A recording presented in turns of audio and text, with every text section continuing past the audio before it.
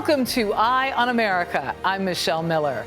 Today we meet the minds behind some of the incredible solutions in technology and education, improving lives across the country. We'll travel to New Mexico to see how something called airships are bringing broadband to hard-to-reach places. And we'll learn how some companies are feeding millions and helping the environment. But we begin in the City of Angels, where one program is helping foster kids achieve their college dreams. Here's Mark Strassman. At 17, senior Julie Penafort could be just another kid bouncing around California's foster care system. Instead, she's found hope with help. They're like family to me, so it's like I look up to them a lot, and they've made a big impact in my life. They are First Star Academy at UCLA. This privately funded national program on 15 college campuses recruits, practically rescues, foster care kids when they're high school freshmen. It teaches them life skills and, you could say, improbably pulls college dreams out of a black trash bag. A lot of foster youth know what the black trash bag means. Sometimes they only get a couple minutes to pack everything that they have in this room and take it to the next placement.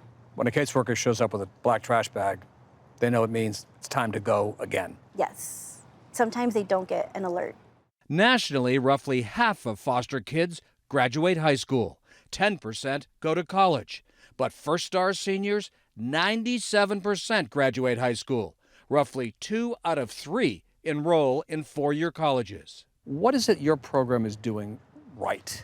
We are providing them positive adult role model that is going to be with them for 4 years. Consistency Is the key word.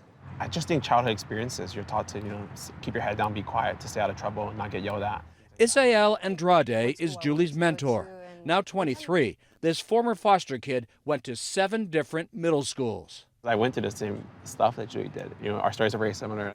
Once a month for 4 years, they've met in person, but they're constantly talking, making sure she's on track. It's like, I see him as a brother. What's the biggest thing he's taught you? I think how to stand up for myself. Would you at 13 recognize you at 17? No, I would not. Julie's applying to college now. Whatever she does, I'm going to be proud of her. Her first choice, UCLA. We now take you to a surprising state that's being called Hollywood on the Prairie.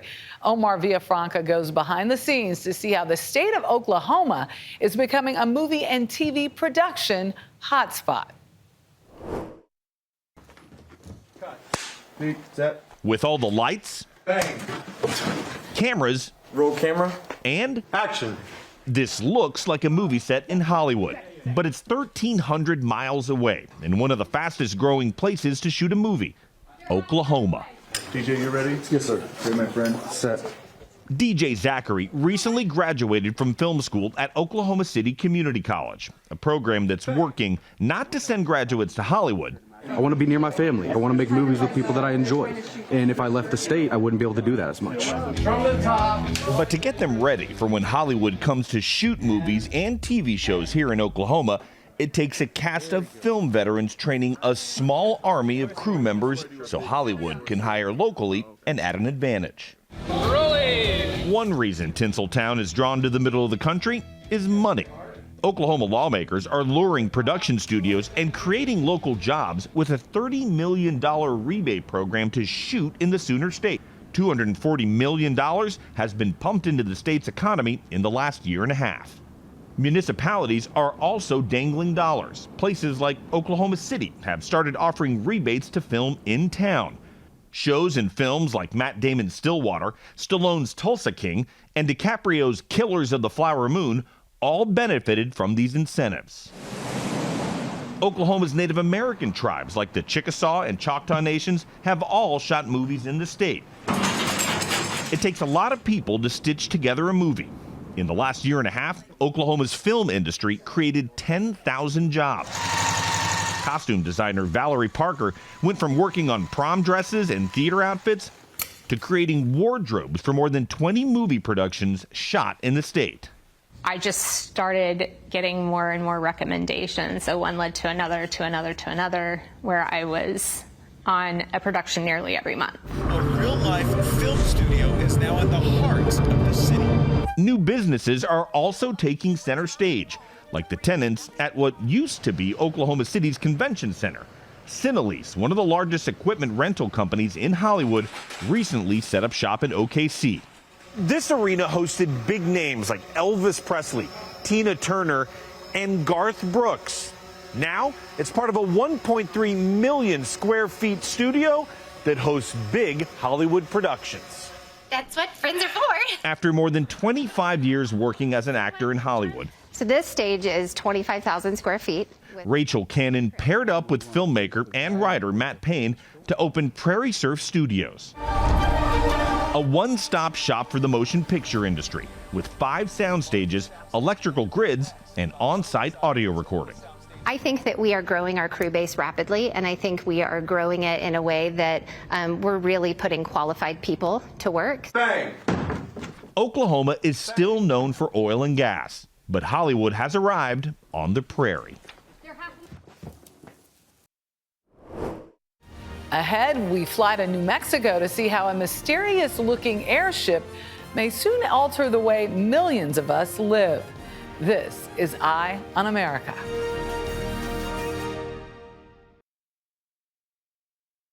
Welcome back. It's a bird, it's a plane, it's an airship, bringing internet access to rural areas. About 19 million Americans don't have broadband service that allows them to connect to the internet. But John Blackstone met the innovators delivering sky-high, high-speed connections. In Roswell, New Mexico, the launch of an enormous silver airship doesn't have the roar of a rocket. But in Mission Control, Chief of Operations Stephanie Luongo finds plenty of excitement in what's being tested. I like the idea that we're going to change the world and we're going to revolutionize Earth observation and providing broadband to the underserved. This test flight is an attempt to show that a big balloon can do things that rockets and satellites can't do. We are going to disrupt the satellite industry once we get this operational. Inside its hangar before the launch, the huge aircraft towers over everything and everyone. But please, don't call it a blimp. Is this a blimp? This is not a blimp. Mikkel Vestergaard and his company Sky designed and built it. So this is a stratospheric aircraft. We refer to it as a HAPS, High Altitude Platform Station. And the purpose of it is to go to the stratosphere above 60,000 feet, so above the controlled airspace, and stay over an area of operation. Vestergaard's high-altitude platform station is meant to float in a fixed position in the stratosphere, above where airplanes fly, but far below where satellites orbit. This aircraft will go up and basically hang in the air over one spot on the Earth. Absolutely. So we are filled with helium for the lift. We have solar panels on the top side of it. We have batteries on the bottom, and we use that and the aerodynamic shape to point into the wind and stay over an area of operation. It won't carry humans, but Vestergaard has high hopes for what his HAPS can do when it's equipped with cameras, remote sensing instruments, and a broadband antenna. Whether that is human trafficking prevention or illegal fishing prevention, ocean conservation, methane leaks monitoring, early detection of wildfire, rural connectivity, there's huge need. Those are lofty goals, but Vestergaard has a track record for developing life-changing and life-saving technology. I've built companies in public health, in food security, in safe drinking water. His company, LifeStraw, developed a water-purifying filter, providing clean drinking water to millions. And mosquito-killing bed nets produced by Vestergaard have helped reduce malaria deaths by more than half. By May of next year, we will have distributed 1 billion nets, and in the process, seeing global malaria rates go down from 1.3 million people, mainly children, dying every year, to last year less than 500,000. His newest project also aims to help people in need, this time in need of internet access.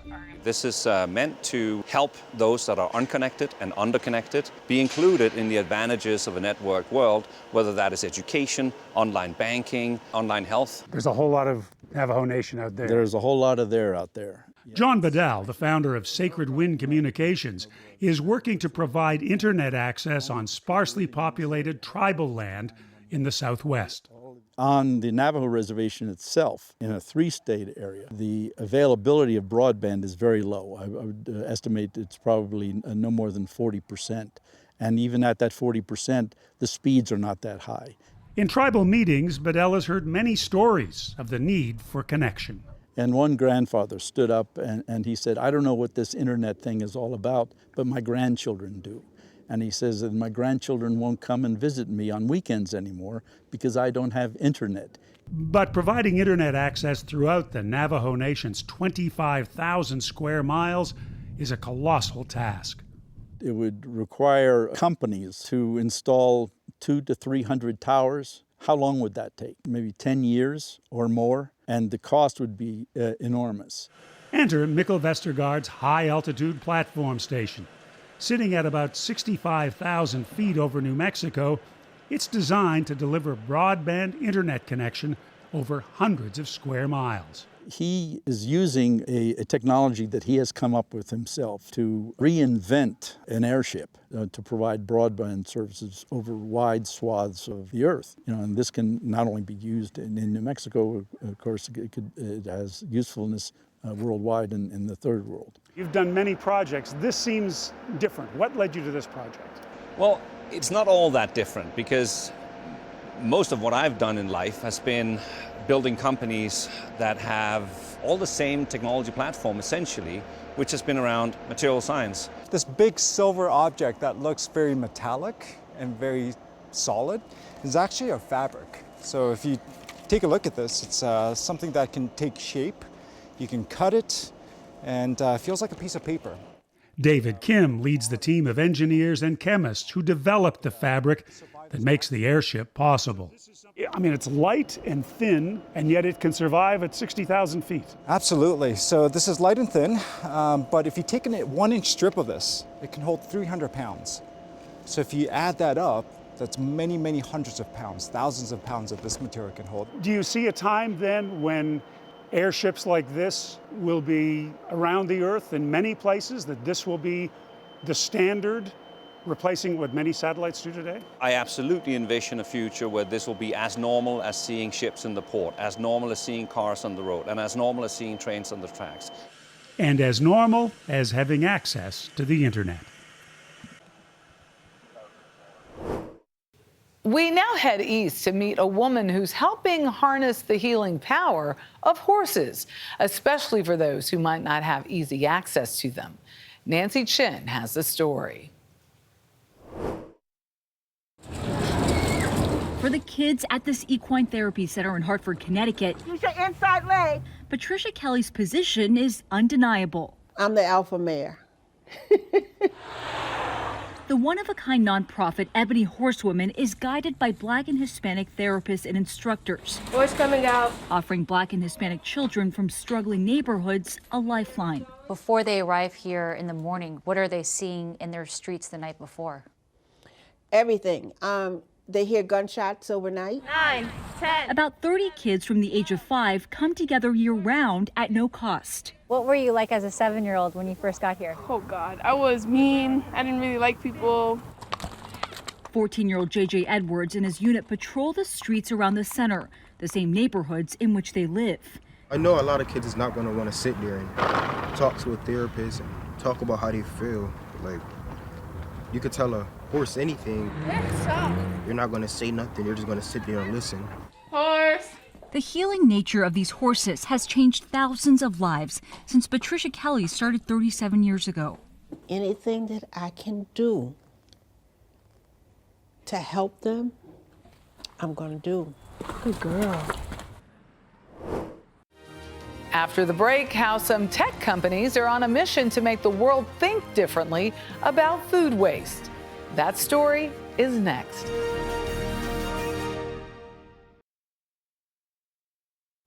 We close our show with some food for thought. In the United States, food waste is estimated to be between 30 to 40% of the food supply.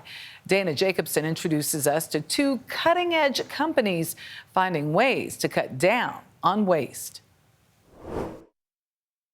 So what are we looking at here? So coffee, Cobble Hill Coffee Shop. Right, chocolate, Poppies. Claire Oliverson is showing how just a few swipes and clicks can save money and a whole lot more.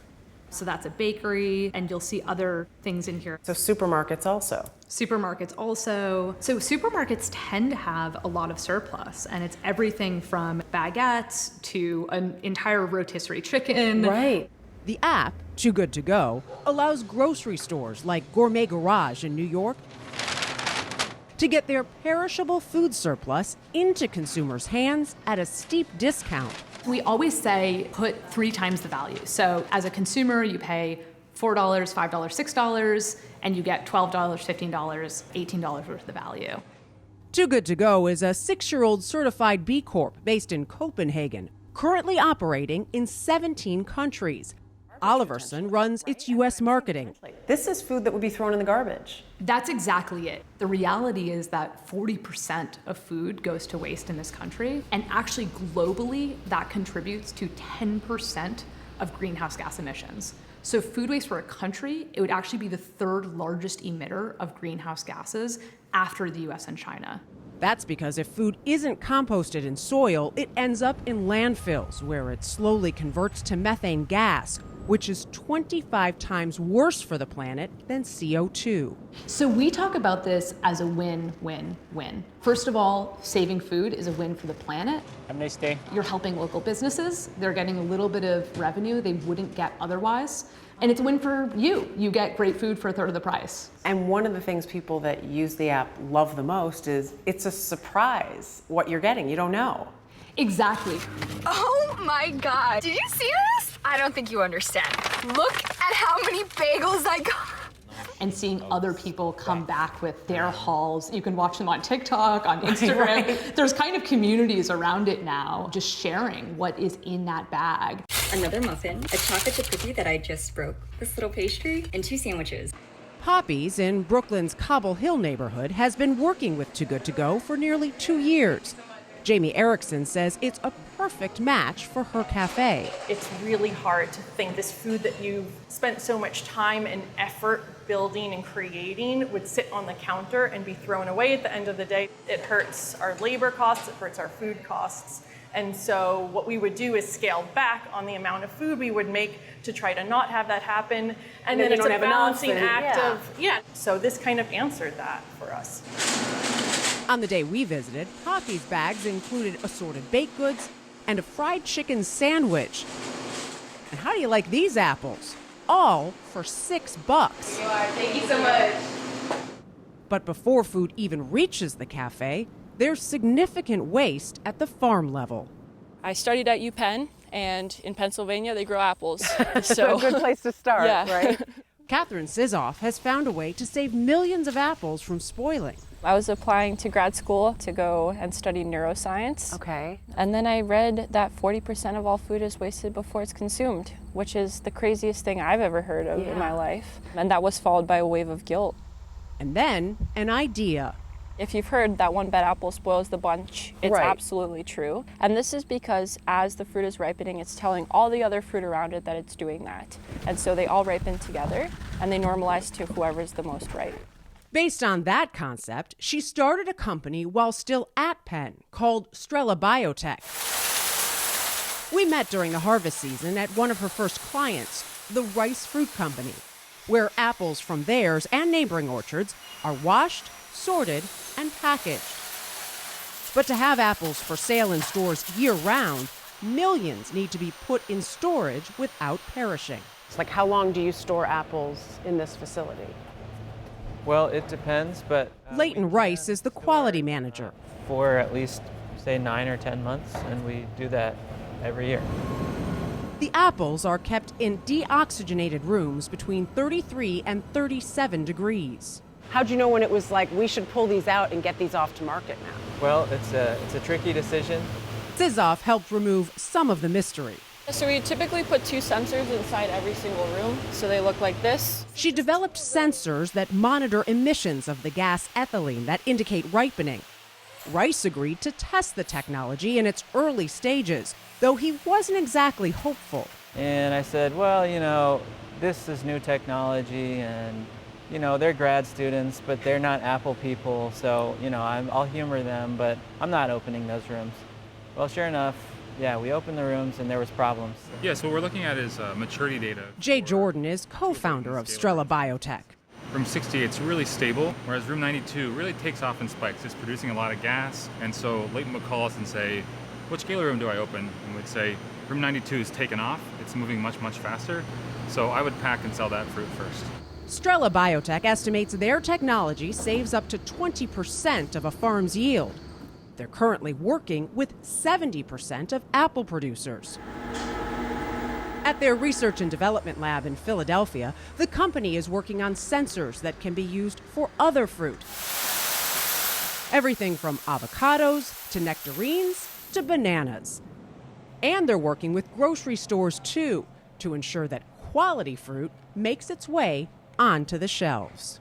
So this feels like you've hit this food waste at the supply chain level at every level. I think that's how you make an impact, because when we think about food waste, we're like, well, why doesn't the grower try? Why doesn't the retailer try? They are trying, but there's only so much you can do as an individual player within the whole system. As soon as you give away your apples to the next person, you don't know what's going to happen. And so you kind of need a guardian of the apples, if you will, that's making sure that at every point along the supply chain, the right decision is being made. You are the apple guardian right now.